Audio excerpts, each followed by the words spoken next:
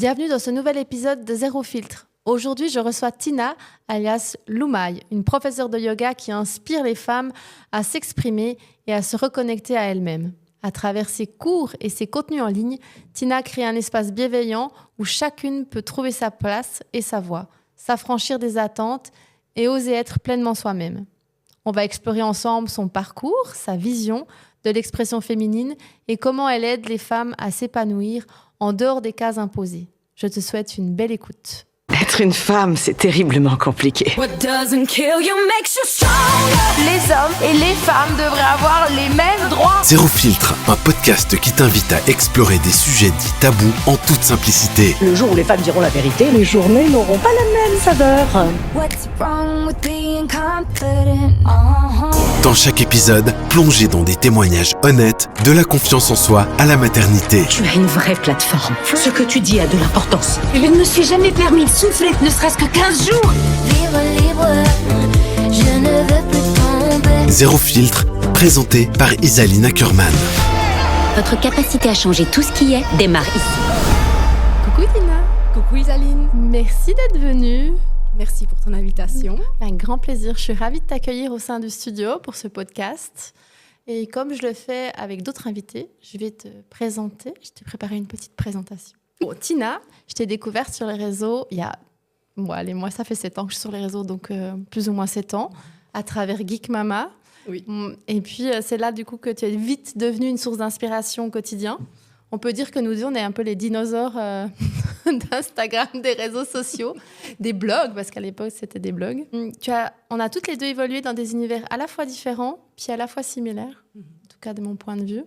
Il y avait la sororité, qui est un des thèmes qui revient, la déculpabilisation, la transparence et la maternité pour toi à l'époque. Avec ton parcours de blogueuse, tu as su créer une connexion sincère avec ta communauté et tu continues de partager ta passion pour le bien-être en tant que professeure de yoga.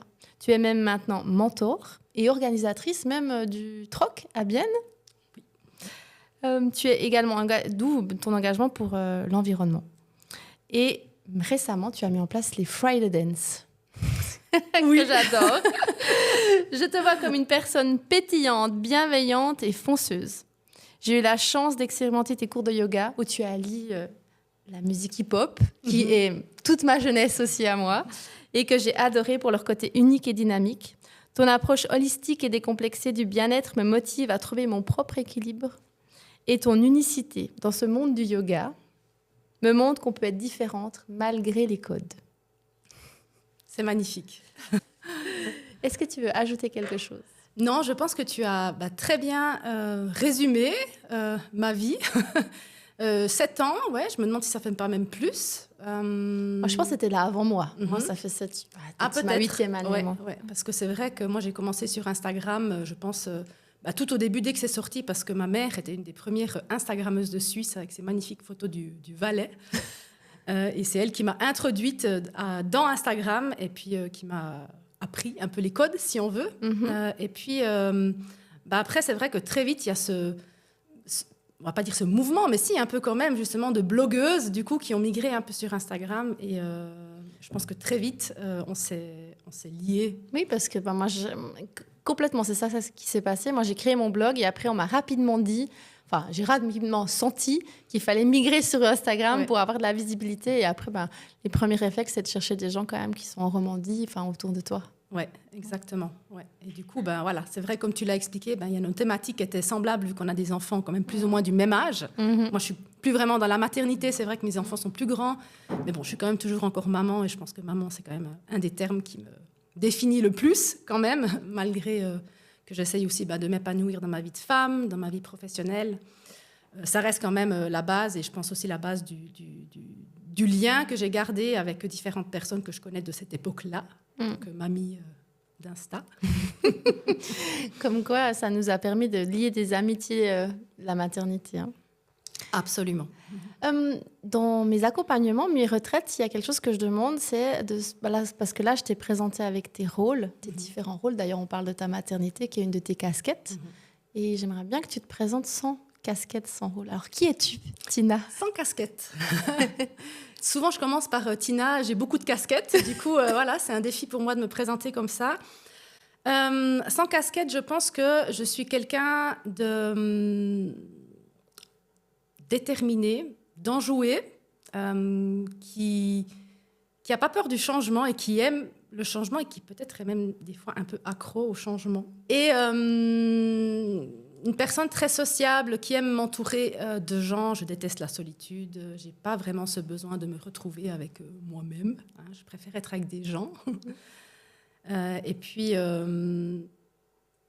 la vie n'a pas toujours été facile pour moi, surtout dans l'enfance et dans l'adolescence. Donc, j'ai vraiment l'impression que maintenant, dans ma vie adulte, je vis à fond. Et j'ai aussi l'impression que plus je vieillis, plus je vis. C'est beau. Ou plus j'ose vivre vraiment selon mes propres termes. Alors, je ne sais pas si c'est la sagesse. Est-ce que c'est ça, la sagesse? Ou bien juste l'expérience. Ouais. C'est hyper touchant. Tu dis que plus tu vieillis, plus tu oses vivre. Mm-hmm. J'aimerais juste, avant qu'on démarre, des questions un petit peu plus, je dirais, légères, avant qu'on démarre sur d'autres questions. C'est, qu'est-ce que tu fais le matin? C'est quoi ton rituel auquel tu ne déroges jamais? Mon café.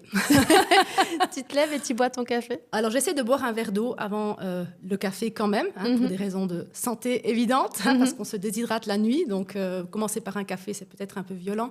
Mais c'est vrai que c'est vraiment mon plaisir du matin.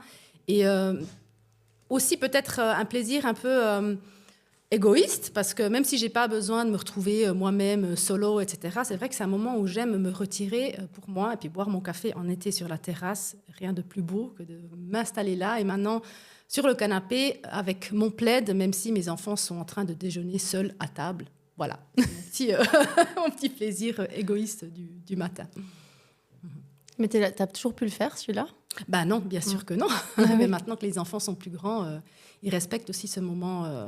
Ils savent que c'est mon petit moment et de toute façon, ils savent qu'il ne faut pas trop me parler avant le café. Donc, voilà.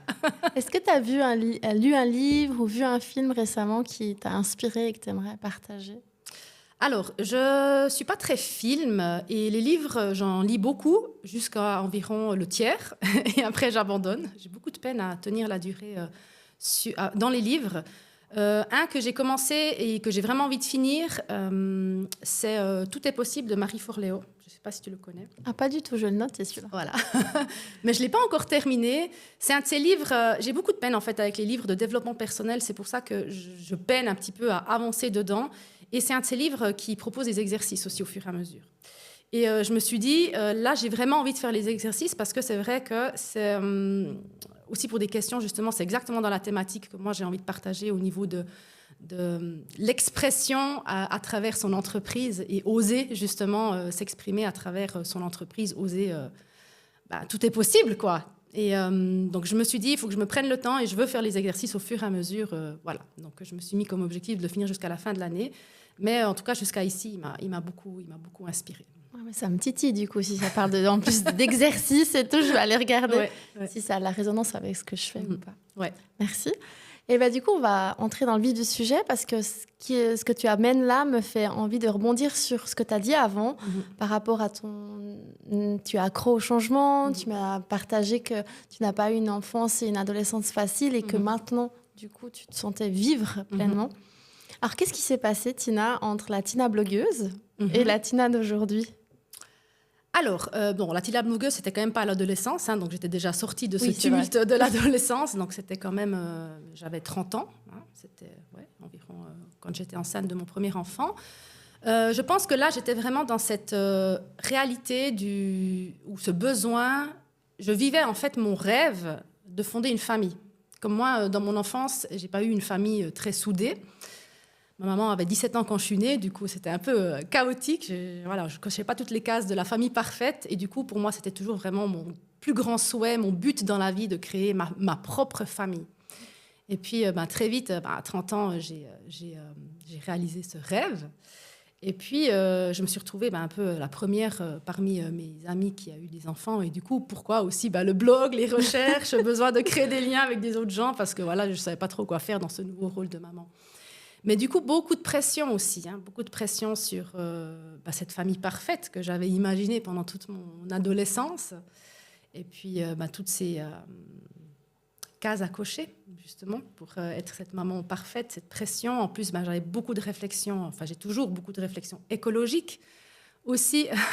Du coup, voilà, on se met une pression vraiment folle pour être dans cet idéal que je me suis mise. Je suis de nature quand même assez idéaliste, ça sort dans tous mes tests de personnalité. Et puis, quand même, assez rapidement, un peu une désillusion, que c'est pas possible d'être parfaite sous tous les angles. Et puis, la maternité, quoi. Le quotidien de la maternité, le job, la vie, fait que je me suis rendu compte que voilà, c'était pas que je pouvais pas atteindre cet idéal, si on veut, que je m'étais fixé. Et puis s'en est suivi tout un cheminement, je pense, de remise en question, de connaissance de soi, mais voilà, pas des faits précis qui m'ont fait prendre des énormes prises de conscience, mais plutôt quelque chose de progressif qui fait que petit à petit, j'ai pris confiance en moi, en le fait que j'étais aussi assez avec ce que je pouvais offrir, et aussi avec ça c'est grâce au yoga, je pense, cette conscience de mon corps, que j'habite dans un corps, en fait. Il y a un truc là. Voilà. Et cette envie de prendre soin de mon corps, d'une part, et aussi cette envie de m'épanouir, au-delà de mon rôle de maman, justement, et au-delà de ce qu'on attend de moi dans mon entreprise, etc. Et c'est vraiment ce processus, en fait, de prise de conscience et de confiance des différents éléments qui me composent pour de plus en plus aller vers quelque chose qui n'est pas parfait, qui n'est pas dans mon idéal, mais dans lequel je me sens bien et dans lequel je peux aussi vraiment avoir du plaisir. Parce que pour moi, c'est ça, maintenant, aujourd'hui, à 42 ans, bientôt 43, c'est vraiment la notion de plaisir qui est ma valeur la plus haute. Ce que j'entends, c'est que ça s'est fait en douceur. En douceur, ouais. Il n'y a pas eu d'éléments déclencheurs. Donc, tu as vraiment eu un chemin qui t'a amené, je dirais, de cette vision idéaliste, si je reformule, à aujourd'hui, cette vision un peu moins idéaliste. Alors, Ouais. Plus liée au plaisir. Au plaisir, voilà. Donc, ça veut dire, pour donner un exemple concret, c'est dans la nourriture, par exemple. Je suis aussi formée en nutrition. Je ne savais pas si je pouvais mettre que tu étais nutritionniste ou pas. Oui, alors je ne me définis plus comme nutritionniste parce que je n'exerce pas ce métier de nutritionniste. Je m'étais formée, en fait, quand je suis devenue végétarienne, je voulais m'assurer que ce que je faisais, c'était quand même OK. Du coup, j'avais suivi une formation. Et j'intègre un peu la nutrition dans mes cours ou dans mes retraites de yoga ou dans des petits programmes que je fais. Mais c'est vrai que aussi en nutrition, j'ai cette vision un peu idéaliste, du monde idéaliste. Et du coup, c'est pas toujours en corrélation avec le reste et même justement cette notion de plaisir en fait qui disparaît à force de vouloir cocher toutes les cases. Végétarien, local, de saison, il faut que ça plaise aux enfants, il faut que voilà. Donc à force de vouloir cocher toutes ces cases, qu'est-ce qui se passe ? On développe quasiment un trouble du comportement alimentaire. Et un jour aussi, j'ai appelé ça chez moi le burn-out en cuisine, ne plus savoir quoi cuisiner. Et puis du coup, cette réflexion de devoir dire, OK, quelles sont finalement les choses qui sont vraiment importantes pour moi ? Quelles sont peut-être les choses qu'on attend de moi aussi, parce que je m'exprime sur les réseaux sociaux depuis longtemps. Quelles sont ces choses, même qu'est-ce qu'on va penser de moi si tout d'un coup je fais ci ou je fais ça ? Et la nutrition, ça a vraiment été le déclencheur. Mais depuis que j'ai eu ce déclencheur de me concentrer vraiment sur cette notion de monter, en fait, dans mon échelle de valeur, la notion de plaisir à la première place, je l'ai fait, en fait, dans d'autres aspects de ma vie aussi. Dans le yoga, dans mon entreprise. Le yoga, ça a toujours fait partie de ta vie ou c'est quelque chose que tu as découvert en chemin ? J'ai découvert en chemin, j'ai découvert le yoga prénatal avec ma première grossesse, vraiment un peu par hasard, parce qu'on m'a dit va faire du yoga prénatal. Je me suis dit je vais faire ça, sachant que j'ai jamais fait de sport. En fait, j'ai jamais fait aucun sport, j'étais pas du tout sportive. Et puis, j'ai tout de suite aimé en fait ce mélange d'exercice, mais quand même dans la douceur et dans la conscience. Et du coup, ça a ouvert cette magnifique porte que je suis super reconnaissante d'avoir découvert ça. Et petit à petit, là aussi, ça s'est fait petit à petit. Tu pensais qu'un jour, tu en ferais ton métier et que tu serais aujourd'hui là ? Non, pas du tout. Non. Parce que justement, il y a vraiment eu ce cette progression tout en douceur, ce truc un peu crescendo comme ça au début.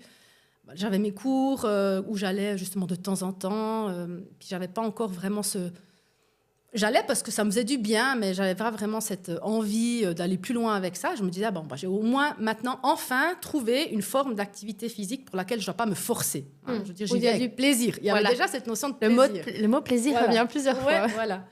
Et puis après, petit à petit, j'ai commencé quand même à sentir mon corps qui se renforce, qui change, à remarquer que j'étais capable pour certaines choses.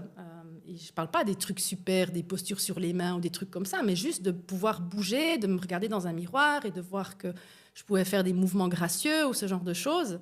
Peut-être même justement avec ce yoga un peu plus dansé. Moi qui n'ai jamais fait de danse, je pensais que je n'avais pas le rythme, rien du tout. Donc, cette confiance en mon corps qui s'est petit à petit créée. Et du coup, après aussi de remarquer les bienfaits sur mon équilibre mental aussi. Oui, parce qu'en fait, là, on parle de confiance dans le corps. Et qu'est-ce que ça t'a apporté au-delà de ça, justement? Alors, déjà, je pense que ça m'a apporté un regard sur un nouvel univers. Et comme je suis de nature quand même très passionnée, en général, si j'ouvre une petite porte, tout d'un coup, je veux tout savoir de ce domaine. Et du coup, j'ai découvert tout l'univers du yoga qui va bien au-delà du tapis.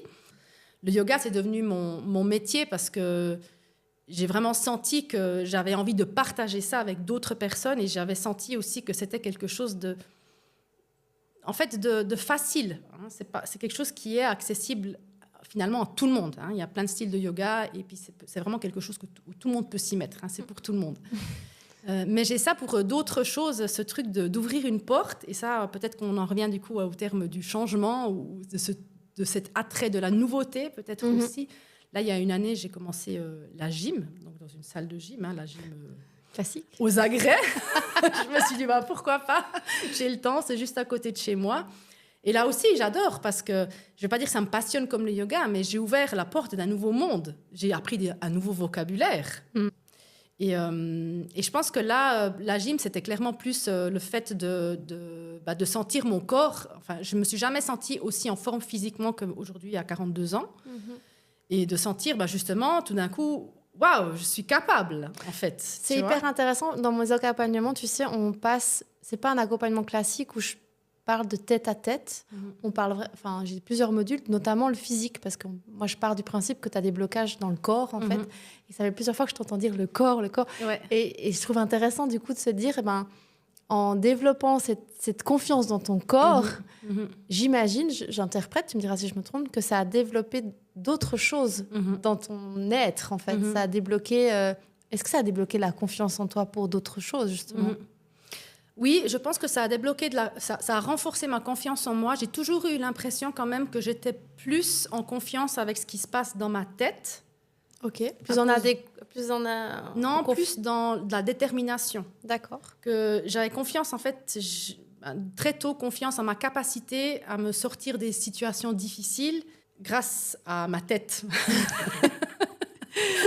Alors, je ne dis pas l'intelligence ou quoi que ce soit, mais plus la détermination, le fait d'avoir la niaque et de toute façon, je n'ai pas le choix, quoi, donc il faut que j'y aille. Quoi. Ouais. Par contre, la confiance en mon corps, ça, c'est quelque chose que j'ai développé avec le yoga. Comment tu as senti, parce que tu vois, on va parler que les femmes, elles ont envie d'oser s'exprimer. Comment tu as senti que c'était le moment de te former pour après donner des cours? Parce que tu vois, il y a toute la légitimité qui a dû te traverser l'esprit. Parce que là, tu es arrivé dans le yoga en mode « j'y vais, je teste ». Et puis voilà, aujourd'hui, tu es prof, même mentor. Ouais.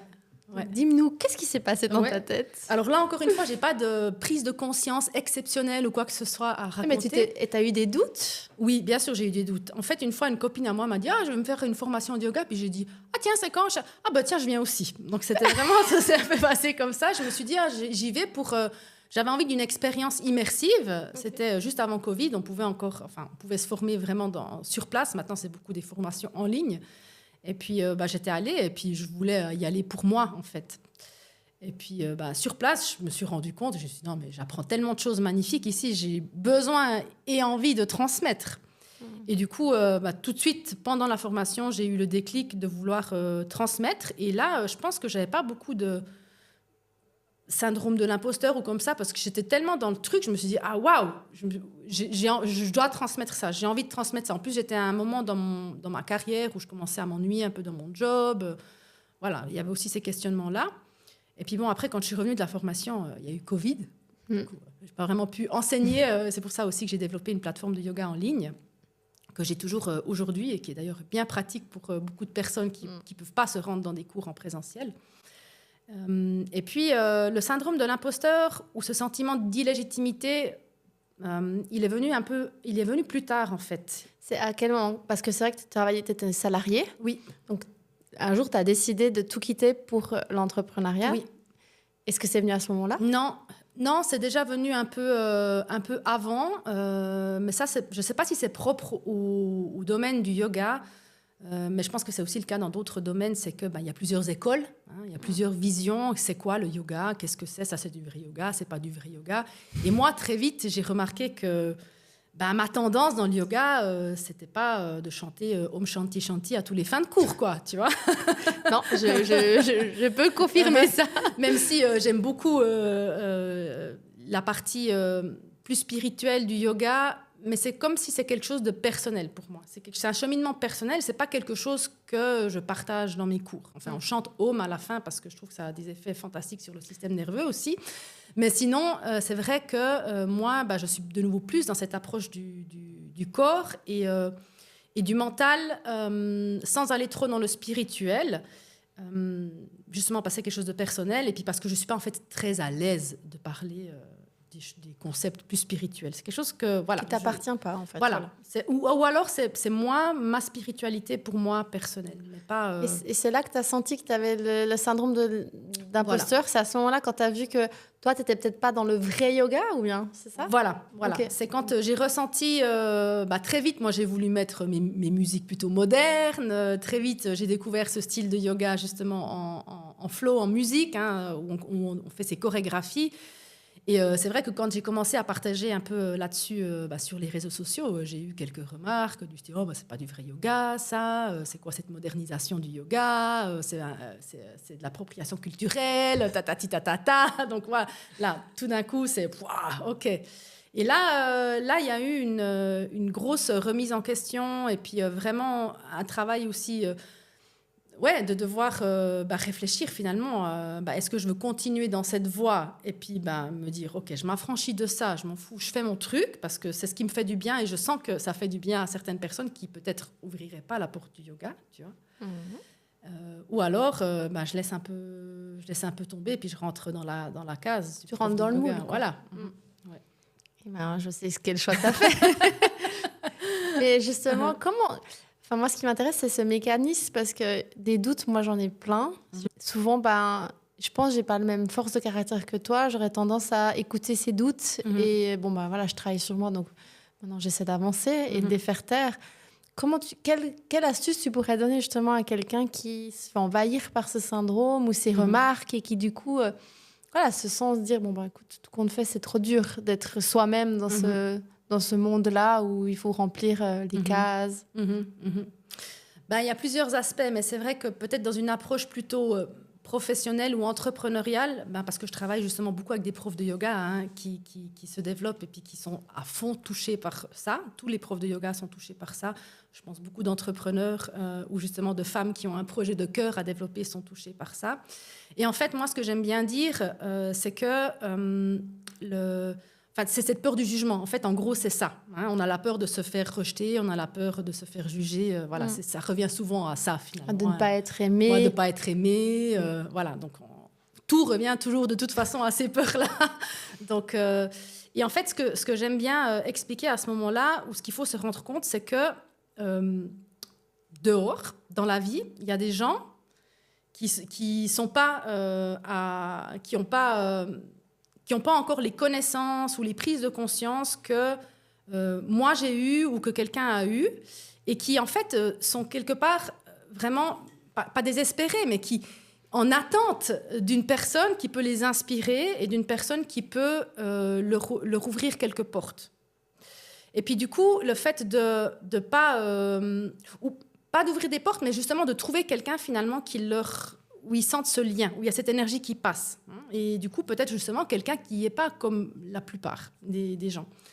Et quand on se retient, en fait, quand on fait de la rétention d'informations parce qu'on a peur de se faire juger, en fait, quelque part, c'est un peu égoïste. Et ça, c'est vrai que moi, c'est ce qui m'a débloquée. Ça ne m'est pas sorti de là non plus. Oui, Moi, c'est la phrase qui t'a fait du bien. Voilà, c'est la phrase qui m'a débloquée. Moi aussi, je me suis fait accompagner par des mentors, etc. Et c'est ça qui m'a débloquée. Et puis aujourd'hui encore, je remarque que c'est ça souvent qui débloque, en fait, de se concentrer sur les gens qu'on veut aider, quoi, sur ceux qu'on veut inspirer, sur qui on veut avoir un impact positif, plutôt que les autres. Ouais. C'est hyper intéressant. Ouais, exactement. Donc ça, c'est une partie peut-être plus entrepreneuriale, comme ça, et puis peut-être pour d'autres personnes qui ne sont pas dans l'entrepreneuriat ou comme ça, s'exprimer. Je reviens à ça, du coup. C'est vraiment une forme de pouvoir s'exprimer au-delà, comme tu l'as dit dans l'intro, des rôles imposés. Et je pense qu'en tant que femme, on a besoin d'oser s'exprimer parce qu'on aime beaucoup trop sur la retenue toujours. Et je ne parle pas seulement d'expression vocale, comme je le fais ici, mais justement aussi d'expression par le corps. Tu vois, je veux dire, moi j'aime bien en yoga faire des flows gracieux, mais j'aime bien, ça me fait me sentir belle, ça me fait me sentir même sexy des fois. C'est tabou dans le yoga, bien sûr. Mais moi je trouve en fait ça magnifique aussi de voir que peut-être moi en osant montrer aussi ça sur les réseaux ou dans mes cours ou comme ça peut inspirer d'autres femmes qui sont beaucoup sur la retenue, qui osent pas s'exprimer par peur de qu'est-ce qu'on pourrait penser. Mais là, justement, donc tu mets le sexy avec le yoga. Il y a d'autres tabous en yoga il y en a plein. L'argent, par exemple. C'est vrai que tu as dépassé. Oui. L'argent, la sexitude. Ouais. La sexitude, je sais pas. Ouais. Il y en a plein. C'est très dogmatique, le yoga. Moi, j'avoue, c'est ce qui me fait peur depuis longtemps. Et c'est ce qui me rassure avec toi. Ouais. Donc, tu as gagné. C'est le but, c'est ça. Parce que vraiment, je pense que quand je suis venue faire le yoga flow, là, c'est vraiment ce qui m'a plu. C'est ce côté où je me suis sentie, mais c'est pas grave. Enfin, c'est OK. Moi qui aime faire les choses correctement. Qui aime bien... Et je me disais, en yoga, si je fais pas bien la position, ou si je respire pas bien, tu vois, avec toi, c'est ce que j'ai trouvé. Ouais. Et c'est ce qui me retenait dans les autres cours. Donc, ouais. C'est exactement ce genre de personnes que j'ai aussi envie d'attirer, en fait. Parce que c'est aussi ça. Quand tu oses assumer ta différence, si on veut, du coup, tu vas aussi attirer les gens que tu as envie d'attirer. Enfin, moi, sur mon compte Instagram, c'est écrit en gros yoga moderne. Parce que les gens qui viennent pour du yoga traditionnel, ils vont être déçus en arrivant chez moi. Il n'y en a pas qui sont venus à tes cours puis qui étaient surpris? Si, ça m'est arrivé. Une fois, c'était un cours privé, elle m'a dit, mais vous allez laisser la musique pendant tout le cours? Puis j'ai dit, ouais, chez moi, le yoga, c'est toujours en musique, quoi. Ah voilà. Voilà. Elle n'est jamais revenue, mais tant mieux, parce qu'il y a assez d'autres profs de yoga, il y a assez d'autres cours, d'autres types de cours. Donc moi, c'est aussi ça, c'est par le fait d'assumer ce positionnement, cette différenciation, j'ai envie d'attirer les gens à qui je peux apporter quelque chose. Et puis les autres, ils peuvent aller voir dans d'autres cours. Il y en a assez de toute façon. Et justement, quelle barrière tu penses que les femmes elles doivent encore dépasser pour oser s'exprimer? Je pense qu'il y a ce qu'on a discuté tout à l'heure, c'est peur du jugement, sentiment d'illégitimité. Et justement, ces cases, en fait. Beaucoup de cases à cocher, dans le sens où il y a ces différents rôles qu'on a en tant que femme. Enfin, les hommes aussi ont des rôles, mais c'est vrai que les femmes, en général, on a quand même plus de rôles, ou en tout cas, on nous voit avec plus de rôles. On doit être belle, mais pas trop. Voilà. Sexy, mais pas trop. Voilà, intelligente, mais pas trop. Indépendante, mais quand même là. Donc, voilà. Donc, ça fait c'est toutes ces cases, en fait. Et puis, c'est impossible de cocher toutes les cases, comme souvent. Mais je pense que c'est difficile aussi pour beaucoup de femmes à cause de la culpabilité qu'on peut développer. Et moi, j'ai aussi été très touchée par cette culpabilité quand je me suis priorisée, si on veut, quand je suis partie 2 semaines à Bali, alors que mes enfants sont là. Et c'est cette culpabilité, en fait, qui nous retient pour beaucoup de choses. Je pense que c'est ça le principal, et le fait de devoir justement essayer de remplir ces attentes, en fait, sur différents plans dans notre vie. Quelle case, du coup, tu as décidé de ne pas cocher alors? La cage de la perfection, déjà. Et ça, c'est sur différents plans, surtout au niveau écologique. Hein. Ça, c'est très dur pour moi, mais je suis pleine de controverses à cette thématique, sur cette thématique-là. Pourtant, c'est quelque chose qui est très, très important pour moi, qui fait partie de mon identité aussi. De tes valeurs, ouais. Mais voilà, c'est vrai que c'est très, très difficile, que ce soit justement au niveau de la nutrition ou bien au niveau des voyages aussi, de cocher toutes les cases. Et je me lâche un peu la grappe là-dessus aussi. Je me permets aussi justement de vivre. Mais c'est vrai que ce n'est pas toujours facile là aussi, encore, cette culpabilité derrière, quoi. Comment tu la gères, toi? C'est vrai que je pense que moi, j'ai accouché de la culpabilité en même temps que ma première fille. Et depuis, elle me suit partout, elle est là. Et des fois, elle me parle trop fort et des fois, ça va. Ouais. Alors, ce n'est pas quelque chose dont je me suis débarrassée. Et quelque part, ça fait partie de la vie, mais ça fait aussi partie de... forcément, quand choisir, c'est renoncer. Donc, forcément, c'est un peu des mini-deuils où il y a des choses comme ça sur lesquelles on doit dire ok, c'est là, puis se dire juste c'est ok de ressentir de la culpabilité, en fait, tu vois, de juste se dire de pas se flageller parce qu'on culpabilise, en fait, parce que c'est se mettre encore une case de plus à cocher, tu vois, mais simplement de se dire ok, je ressens de la culpabilité, elle a sa place, c'est ok. Quelles sont justement les valeurs que tu aimerais transmettre à tes clientes? Mais je pense que tu as différentes. Du coup, tu as celles qui viennent en cours de yoga, tu as celles que tu formes. Ouais. Du coup, je te fais une question générale. Ouais. Alors, justement, de prendre du plaisir, ça c'est quelque chose aussi. Beaucoup de personnes que j'accompagne en mentorat pour les profs de yoga, Instagram, c'est toujours une thématique. Hein, il faut que je crée du contenu, etc. Donc, malgré toutes les stratégies marketing et tout ça que je connais très bien et qu'on peut appliquer, hein, là aussi, j'essaie toujours de mettre vraiment cette notion de plaisir, enfin de trouver qu'est-ce qui nous fait plaisir, qu'est-ce qu'on arrive à faire sans le moins de résistance, dans le plus négatif des sens et dans le plus positif, mais de trouver en fait qu'est-ce qui te fait plaisir. Parce que je pense que c'est la notion de plaisir, que ce soit pour une routine sportive, pour une routine de créer du contenu sur Instagram ou comme ça, c'est ça qui va nous faire tenir sur la durée. Parce que sinon, on se force, on donne tout parce qu'il faut. Et puis après, on abandonne et puis on ne fait plus rien. Donc la valeur du plaisir. La valeur du plaisir, oui. Après, il y a aussi cette valeur de la persévérance. Parce que je suis quand même... je vis pas vraiment dans... Des fois, j'aime bien, mais je vis pas 100% dans le monde des bisounours quand même. Même si j'aimerais bien un monde idéal... où il n'y a pas de conflit, etc. Je pense quand même qu'il faut se battre pour atteindre ses objectifs ou arriver là où on veut arriver. Et puis, du coup, le fait de persévérer, de devoir persévérer et des fois de s'imposer un peu des routines ou bien de s'imposer une certaine constance, c'est quand même ce qui va nous faire avancer. Et là, des fois, la barrière, elle est assez, ou la limite, elle est assez difficile entre le fait justement de ne pas se surmener et de ne pas trop s'imposer, mais quand même une forme de persévérance. Parce que ce n'est pas en allant à un cours de yoga une fois que ta vie, elle va changer, quoi. Oui, une espèce d'engagement envers soi-même. Ouais. Parce qu'en fait, c'est vrai que la limite est très fine entre... Ouais. Le surmenage. Ouais. Mais comment tu as fait pour croire en tes capacités? Là aussi, je pense que c'est quelque chose qui s'est fait très naturellement, au fur et à mesure. Je différencierais peut-être de nouveau ici ces capacités plutôt mentales. J'ai l'impression que je suis un peu née avec une forme de force mentale. Je ne suis pas sujette à la dépression ou comme ça. Je ne dis pas que j'ai jamais des angoisses, des anxiétés, ce genre de choses, mais je suis née, je pense, avec un mental fort. Je pense que sinon, je ne serais peut-être plus en vie aujourd'hui. Et puis, c'est quelque chose qui se construit comme avec des petites briques. Et le fait de se casser la gueule et puis de se relever, ça renforce le truc toujours un peu plus. Parce que quand on s'est relevé de difficultés, quelque part, on s'est renforcé.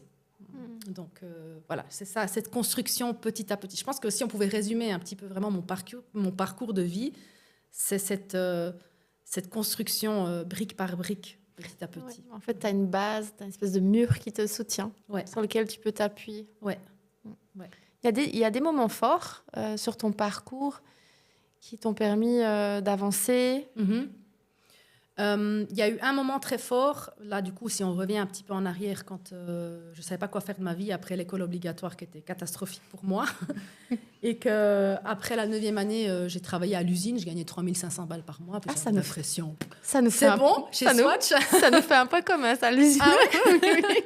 Puis je me disais, oh, bah, c'est bon, hein, 3 500 balles et tout, tranquille, c'est bon, moi ma vie elle est faite. Et du coup, là, quand même, ma mère qui m'a quand même un peu forcée à trouver un apprentissage et un maître d'apprentissage, en fait, qui m'a donné ma chance malgré mes très mauvaises notes et absentéisme à l'école obligatoire. Il m'a donné ma chance. Et là, quelqu'un vraiment m'a donné la confiance, en fait. Et ça a été un gros déclencheur pour moi. Quel beau cadeau.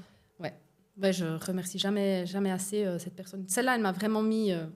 c'est pas la personne qui m'a mis sur la bonne voie, c'est sa confiance, en fait, qui m'a permis de dire, OK, maintenant... Il y a quelqu'un qui a eu confiance en toi. Ouais. Il me donne sa confiance, du coup, je ne vais pas décevoir cette personne. Parce qu'il aurait pu choisir... il avait le choix entre plein d'autres apprentis potentiels avec des bien meilleures notes. Et puis, il m'a choisi moi, parce qu'il aimait bien se donner des défis. Et du coup, j'ai fini première de la promo, si on veut, dans mon apprentissage. Donc, c'était le signe qu'il me manquait cette confiance, en fait, de quelqu'un pour prendre le bon chemin, on va dire. Non, c'est beau. Voilà. C'est très beau. Quelle place a la vulnérabilité chez toi au quotidien ? Alors, je pense qu'elle est importante, la vulnérabilité, aussi pour inspirer les autres. Enfin, se montrer vulnérable, quelque part, c'est aussi une forme de comment dire ? C'est aussi une manière de montrer qu'on n'est pas parfait, justement, et qu'on a le droit aussi d'avoir ses failles. Et je mets un point d'honneur, d'ailleurs, aussi à partager mes difficultés, que ce soit justement sur les réseaux sociaux, ou bien même dans mes accompagnements, ou même en yoga, de ne pas montrer toujours que le côté positif. Et puis, je pense que c'est aussi quelque chose qui nous fait connecter avec les gens. Parce que sinon, on est toujours un petit peu une case en dessus, quoi. Mais ce n'est pas un terme avec lequel auquel j'ai beaucoup réfléchi, je dois avouer. J'ai l'impression que j'ose me montrer vulnérable. Je n'ai pas peur de me montrer vulnérable. Et puis que je pense que c'est aussi ce qui fait que je connecte facilement avec les gens. Question difficile. Oui. La vulnérabilité, question difficile. Ouais. Il y a un magnifique livre de Brené Brown sur ça, sur la vulnérabilité, qui m'a chamboulée, moi, si jamais. D'accord, je vais noter après. Qui montre que, justement, faire tomber, comme tu le dis justement, quand on ose être vulnérable, c'est vraiment ce qui permet aux gens de se connecter, de se retrouver. Et pourtant, on est tous éduqués à mettre des masques, donc à tout sauf être vulnérable, en fait. Et c'est un peu contre nature. Ouais, absolument. Ouais. J'aimerais bien te demander à quoi ressemblent tes objectifs aujourd'hui. Est-ce que tu as un rêve ? Es-tu encore en train de te réinventer ? Tu as parlé de la gym, mais bon. Oui. Mon rêve, ce serait déjà pour moi, personnellement, de rester en bonne santé le plus longtemps possible. Donc, j'aimerais pouvoir encore à 80 ans faire des postures sur la tête. Ce serait génial. Enfin, je ne sais pas pourquoi je mets un conditionnel. Ça va être génial. Ouais. Donc, maintenant que j'ai l'impression que je suis que je peux enfin, à 42 ans, me définir comme sportive, j'ai envie de garder ça et de pouvoir porter mes petits-enfants, faire de l'acro-yoga avec eux et puis vraiment de vieillir vraiment en bonne santé. Donc, ça, c'est important pour moi. Et puis après, peut-être plus d'une manière professionnelle, mon rêve, ce serait de continuer à accompagner d'autres femmes sur ce chemin, que ce soit par le yoga ou alors aussi par le mentorat. J'accompagne beaucoup les profs de yoga parce que c'est vrai que je suis passée par tout ce processus et puis du coup, ça me tient à cœur d'aider vraiment ces femmes qui apprennent un nouveau métier, donc que ce soit les profs de yoga ou bien justement thérapeute ou coach ou comme ça, et puis qui finalement se retrouvent avec un un métier dont le monde a vraiment besoin, vraiment ces métiers qui changent le monde, qui rendent le monde plus doux, comme j'aime bien le dire aussi des fois. Ils apprennent ce nouveau métier et puis après, ils se retrouvent devant la réalité du marché, qui n'est pas toujours facile, parce que il faut trouver des clients et ils n'ont peut-être pas la chance, comme moi, d'avoir travaillé 20 ans dans le marketing et de savoir comment ça fonctionne. Et du coup, de pouvoir en fait partager tout ce qui, moi, m'a permis de développer mon activité et d'être indépendante aujourd'hui, de pouvoir le partager avec d'autres profs de yoga, d'autres femmes qui développent un métier passion, un métier où ils ont une contribution justement à donner à ce monde. Donc, c'est vraiment la direction professionnelle que j'aimerais prendre, tout en continuant, bien sûr, mon yoga, mes événements, mes retraites, ça j'adore, mais je vois mon avenir maintenant plus dans ce domaine-là, parce que j'ai l'impression que c'est là que j'arrive à amener le plus grand impact. Quand tu vois quand tu accompagnes les femmes, comment tu vois leur évolution? Qu'est-ce qui change, tu sais, quand tu fais le mentorat avec elles? Alors, la confiance en soi, la confiance en elles, ça, c'est quelque chose qui vient assez, je ne vais pas dire rapidement, parce que c'est quelque chose qui se travaille petit à petit, mais en fait, c'est comme leur donner justement cette validation de pouvoir être différente, enfin de pouvoir être elles-mêmes, en fait. Et de ne pas justement devoir faire tout ce qu'elles ont appris dans leur formation initiale, exactement, ou voilà, parce que ça ne fait pas partie des codes qu'on entend ou qu'on voit. Et qu'en fait, la magie, en fait, elle réside là-dedans. Et une fois qu'elles ont compris ça, et aussi compris cette histoire de justement retenir des informations quelque part, c'est un peu égoïste, et de se libérer de cette peur du jugement, ce qui n'est pas toujours facile, faut l'avouer. Non. Là, je sens vraiment, une fois qu'il y a eu ce déclic, c'est comme la fleur qui fleurit, quoi. C'est waouh, et là, c'est magnifique. Et là, j'ai vu, maintenant, ça fait 1 année et demie que j'accompagne justement, principalement des profs de yoga, mais d'autres entrepreneurs. Et j'adore, parce que c'est tout un jardin qui fleurit, c'est magnifique. Oui, ça me fait écho ce que tu dis, parce qu'effectivement, avec ma formation de coach, il y a bien des processus à respecter et tout. Ouais. Et oui, moi, je suis en train de gentiment franchir. Je pense que c'est un chemin aussi, tu vois. Bien sûr. Une petite légitimité que tu dois trouver en chemin. Puis aussi une signature, juste de toi, de te dire, mais en fait, ça... Non, moi, j'ai envie de le faire comme ça. Mais tu as raison de dire qu'il y a une étape entre... Tu vois, tu viens certifier, tu as fait ta formation, tu as envie de faire bien les choses. Et puis après, qui je suis par rapport à ça, en fait. Et la magie, elle réside vraiment là-dedans. C'est très beau, en fait. La magie. Ouais, ce mot est très joli. Je vais le garder avec moi. Je vais le noter. Pour toi, c'est quoi la plus grande récompense à être fidèle à soi-même? C'est de créer du lien avec d'autres personnes avec qui on résonne. Moi, c'est vraiment ce qui m'a le plus épanouie, en fait, dans mon parcours. C'est quand j'ai osé vraiment être 100% moi-même, les liens qui se sont créés à partir de ça sont les liens les plus forts aujourd'hui. Et quand j'ai essayé peut-être 2-3 fois de créer des liens dans des mondes qui ne me ressemblaient pas 100%, parce que peut-être professionnellement c'était bien, ou sur les réseaux c'était bien, finalement, quelque part après ça coince. Il n'y a rien d'intéressant qui se crée derrière, quoi.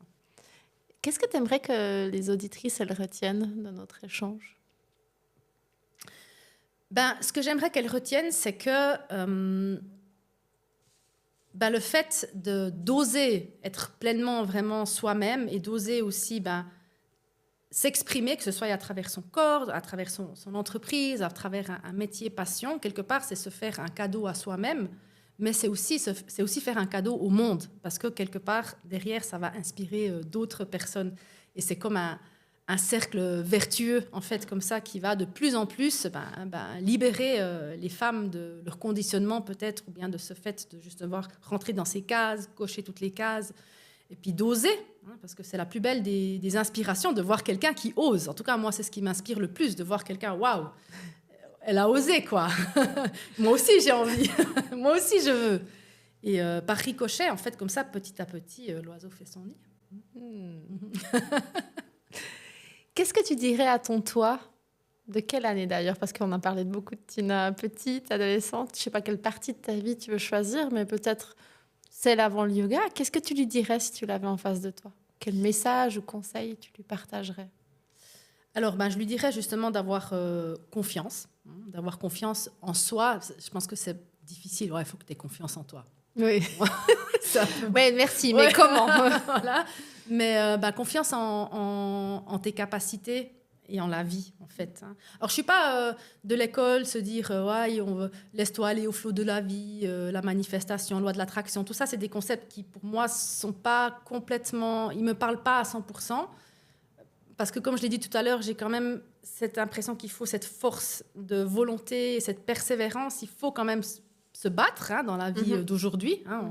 On n'est pas dans le monde des bisounours.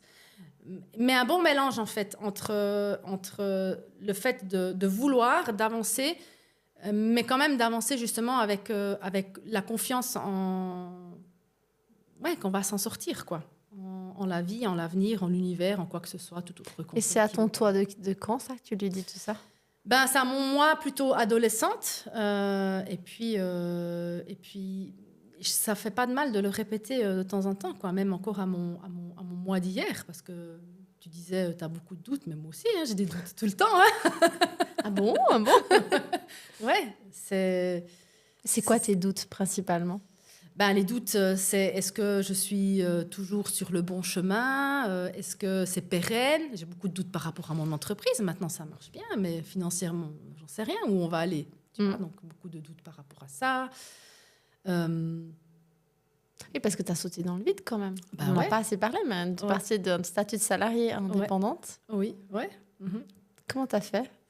Écoute, Financièrement d'ailleurs. j'ai fait. Donc, j'ai fait les deux en parallèle quand même pendant un moment pour m'assurer une stabilité financière et j'ai économisé pendant un moment pour avoir les reins pour couvrir peut-être certains mois un peu plus bas, parce que c'est ça la grande joie de la vie d'indépendante, c'est que c'est comme ça, il n'y a pas de... Non, c'est dommage. C'est pas le salaire qui tombe tous les 25 du mois. Et d'ailleurs, une anecdote rigolote par rapport à ça, c'est qu'avant d'être indépendante, j'enviais les indépendants pour leur liberté d'organisation, leur flexibilité. Et puis maintenant, j'envie les salariés pour leur salaire qui arrive à la fin du mois, peu importe leur motivation et engagement, si on veut. Donc voilà, et je ne sais pas si je ferai ça toute ma vie, honnêtement, parce que c'est quand même, justement, les doutes, les peurs, la peur du manque, tout ça, qui me ramène aussi à des peurs de mon enfance. Je ne sais pas si c'est quelque chose que je ferai toujours. Je pense que je garderai toujours une partie, mais voilà, je n'exclus pas le fait de peut-être devoir reprendre partiellement un job salarié, et je ne verrai pas ça comme un échec non plus. Parce que je pense que dans la vie, il faut expérimenter des choses, et si ça fonctionne, et puis persévérer. Mais après, au bout d'un moment, si on voit que ça ne nous convient plus, on a le droit de changer. Et puis, comme j'aime bien le changement en plus, voilà, qui sait? Est-ce que tu as quelque chose à recommander au niveau lecture, podcast, qui t'ont aidé ou qui t'ont plu et que tu as envie de partager? Alors, au niveau podcast, alors j'en écoute beaucoup, mais je dois avouer, c'est beaucoup des podcasts soit yoga ou soit business. Donc, je ne sais pas si ça intéresse forcément. Business, tu peux quand même en dire. Oui, je pense quand même. Allez. Alors, au niveau business, celui qui m'a le plus, moi, appris, c'est le podcast Yogi Biz Coaching. C'est aussi... pour son agence de mentor en France, que je travaille aussi en partie, enfin en tant qu'indépendante, mais je collabore avec elle. Et ça s'adresse bien sûr aux profs de yoga qui veulent développer des offres en ligne. Donc voilà, celui-là, il m'a beaucoup, beaucoup appris. C'est en écoutant ce podcast que j'ai décidé de me lancer en tant qu'indépendante. Et un autre podcast qui va peut-être plus dans la direction de ce qu'on a discuté aujourd'hui, mais qui parle beaucoup de confiance et d'oser justement... sortir des chemins battus, mais c'est aussi dans le yoga, c'est le podcast de Coralie qui s'appelle « Des paillettes sur ton tapis ». Donc, si vous êtes prof de yoga ou bien thérapeute et justement que vous galérez un peu avec ces thématiques qu'on a discutées aujourd'hui, d'oser vous affranchir de ce que vous avez peut-être appris en formation pour trouver votre propre voie, je pense que ça peut être un super podcast pour vous. Voilà. Top. Je crois qu'on arrive à la fin. Je suis en train de faire un petit check de mes questions. Quel conseil tu donnerais à quelqu'un qui a envie de franchir le pas pour oser plus, mais qui est encore dans la crainte? Je donnerais le conseil d'écouter sa petite voix intérieure, parce que souvent, Enfin, c'est des fois difficile de donner ce conseil parce que c'est difficile de faire la différence entre la peur, hein, la voix de la peur, hein, et puis l'intuition. Hein, c'est quelque chose de très subtil. Et ça, c'est quelque chose qu'on peut développer. Et d'ailleurs, c'est quelque chose qu'on travaille beaucoup en yoga, justement. C'est de développer vraiment de l'écoute de soi. Parce que le corps, il sait. Hein, en soi, on sait finalement. Mais voilà, si on est sujet à des anxiétés et tout ça, il y a les autres voix qui parlent aussi beaucoup. N'empêche que je pense que si on se pose, si on respire, on peut ressentir en fait dans son corps si c'est oui ou si c'est non. On m'a proposé une fois cet exercice on m'a pas proposé, j'ai vu ça sur Instagram, j'ai trouvé ça assez fou, pour écouter en fait son corps, qui est quelque chose qui est vraiment pas inné, hein, d'écouter son corps, les réactions dans notre corps. Et puis, si tu veux, je te le propose. Oui. Tu veux qu'on essaye ? Oui. Alors, imagine maintenant la personne ou une des personnes que tu aimes le plus. Okay. Un amour inconditionnel. Tu l'imagines, tu la visualises, tu vois les moments doux et les câlins. Et maintenant, tu dis, je la déteste, il est con, je veux plus jamais le voir, il est ridicule. Voilà. La réaction que ça provoque dans ton corps, c'est la réaction quand ton corps il dit non. Ah, je ne connaissais pas. Merci. Alors non, je peux annuler ce que j'ai dit avant. C'est merveilleux. Voilà. Donc en fait, tu ressens un... C'est pour apprendre à ressentir quand ton corps il dit non. Moi, j'ai ressenti un coup de poing, voilà. Ouais. Ben, ça, c'est la réaction de ton corps pour apprendre à l'apprivoiser quand tu dis non. Donc, c'est presque plus facile d'apprendre celui-là plutôt que d'apprendre celui qui dit oui. Oui, parce qu'on est à cause de notre éducation, je pense aussi, en tant que femmes, on a du mal à écouter ce oui des fois. Il y a tout ce que tu disais avant, les contraintes. Merci beaucoup pour cet exercice. Donc tu citeras la source parce que c'est pas de moi. J'irai chercher. Non, je vais la chercher puis je te la donnerai. Ça marche. Mais c'est vrai que ça m'a fait waouh. Puis moi, je travaille beaucoup là-dessus, hein, l'écoute de son corps justement. Et des fois, c'est un peu abstrait quand même. Hein. Et là, je trouve que ça fonctionne bien. Et moi, je fais un exercice, c'est un outil où on se lève et on fait un scan du corps complet avec une situation et on apprend justement à prendre le temps de ressentir. Il y a plusieurs exercices par rapport à ça. Et je trouve aussi hyper intéressant d'amener les thématiques à travers le corps pour justement apprendre, parce que souvent, il nous parle. Ne serait-ce qu'avec des maladies, on peut aussi le mettre sur d'autres aspects. Ouais. Mais merci pour cet outil de... Merci Tina d'être venue partager un bout de ta vie à travers ce micro. Merci Isaline pour l'invitation. C'était un plaisir de venir ici. Merci pour ton écoute. Si tu as aimé cet épisode de Zéro Filtre, je t'invite à le liker, le partager et à nous rejoindre sur les réseaux sociaux. C'est grâce à toi qu'on va libérer la parole sur ces sujets et aussi grâce à toi que le podcast peut devenir visible. Je te dis à bientôt pour un nouvel épisode